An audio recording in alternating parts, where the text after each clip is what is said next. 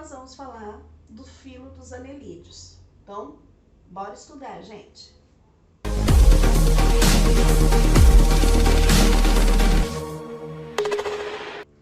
O filo dos anelídeos, eu tenho como exemplo minhocas e sanguessugas. Então, eles são indivíduos de corpo mole, alongado e cilíndrico. Lembra da minhoca? Então, vocês vão ver corpo mole, alongado e cilíndrico. Possui metameria, que seria o corpo dividido em anéis. Daí que vem o nome de anelídeos, porque o corpo é formado por anéisinhos. Continua lembrando a minhoca, que ela tem os anéisinhos. São aquáticos, vivem tanto em água doce como salgada. Solo úmido precisa de água, tá? Para eles poderem sobreviver. São triblásticos, celomados, simetria bilateral, protostômios. O sistema digestório é completo, tem boca e ânus.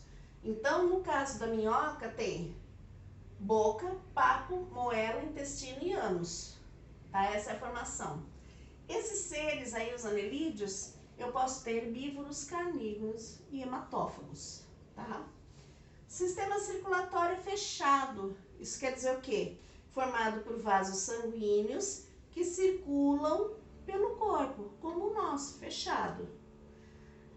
Só que dentro não tem bem um sangue como o nosso. Tem aquilo que eu chamo de hemolinfa. Então, a hemolinfa, o que a gente vai perceber?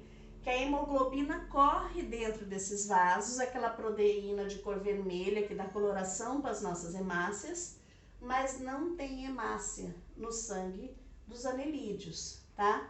Então, ele é até avermelhado, mas ele não tem hemácias. Ele é composto, esse sistema fechado, por dois vasos, um dorsal e um ventral. Um ventral e um dorsal, tá?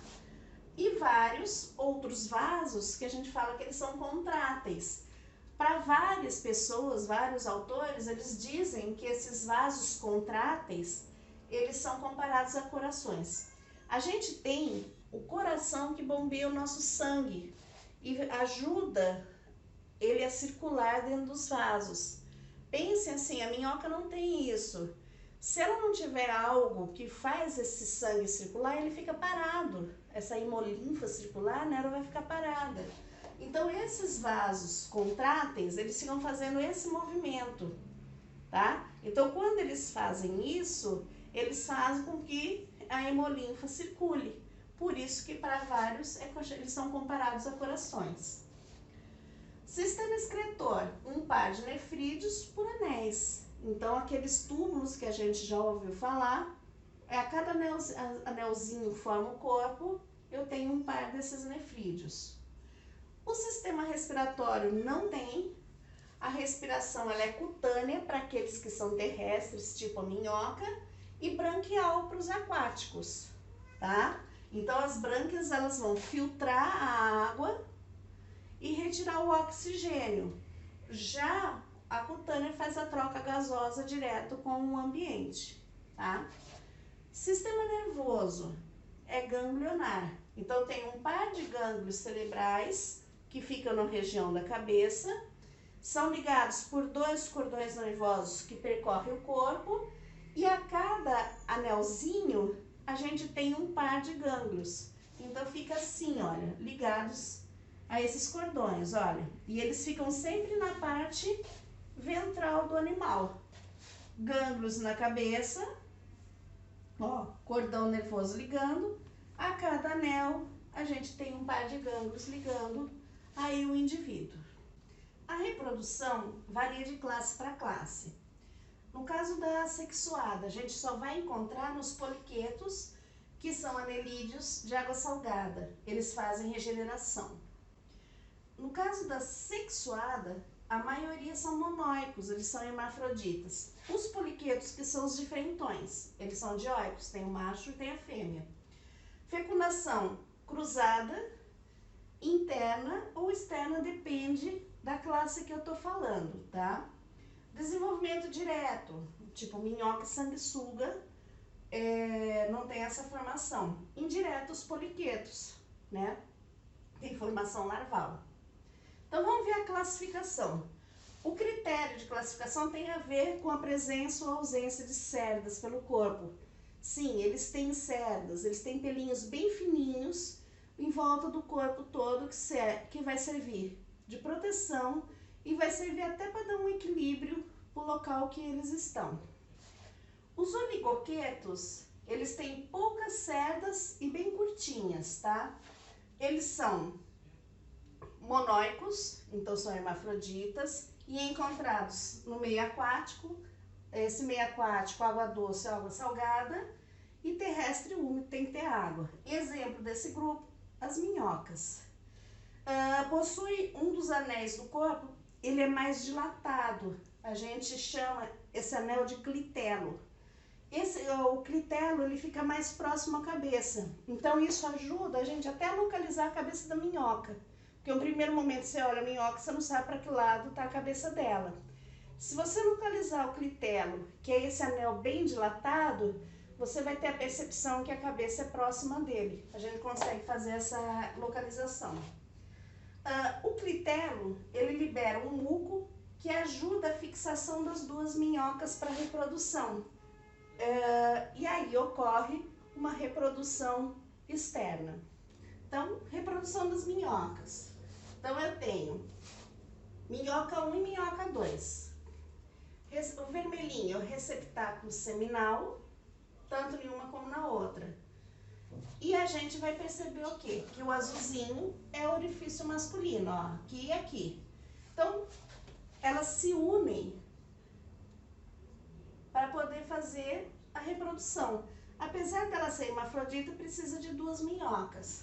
Então, essas minhocas se unem, se colocam lado a lado, né? E se unem pelas extremidades opostas.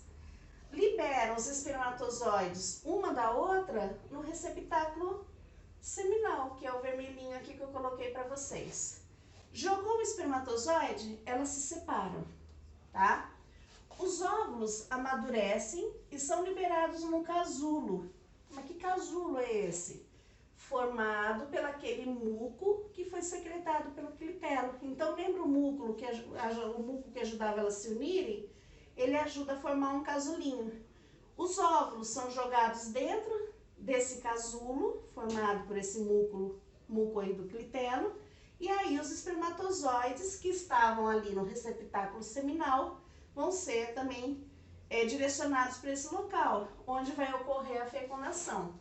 Então, olha só, o casulo recobre o clitelo, que conforme o animal vai se movimentando, ele vai se deslocando para a extremidade anterior, então vai indo para o lado da cabeça. Ao passar pelo receptáculo seminal, recebe os espermatozoides e aí ocorre a fecundação, por isso que ela é externa, ela ocorre dentro do casulo. O casulo termina de se deslocar e vai se soltar da minhoca, e aí ele se fecha. Então fica aquele casulinho cheio de ovinhos dentro, que darão origem às novas minhocas. Eles ficam soltos, inclusive, na terra. Às vezes você mexe na terra e acha um monte de estruturazinhas pequenininhas brancas, muitas vezes pode ser desses casulinhos, porque ocorreu a reprodução das minhocas. Então, assim ocorre a reprodução da primeira classe. A segunda classe são os irudíneos ou aquetos, tá? Aquetos sem cerdas.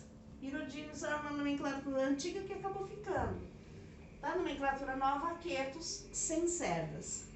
São monóicos, hermafroditas, vivem em ambientes aquáticos e úmidos, como a gente viu das minhocas também. E exemplo, sanguessugas, tá? No caso da terceira classe, que são os poliquetos, muitas cerdas. São dioicos, como a gente já tinha falado anteriormente, tem o macho e tem a fêmea. Eles vivem em ambientes aquáticos, normalmente no mar. Exemplo, o nereis, que é um predador lá do fundo do mar, tá?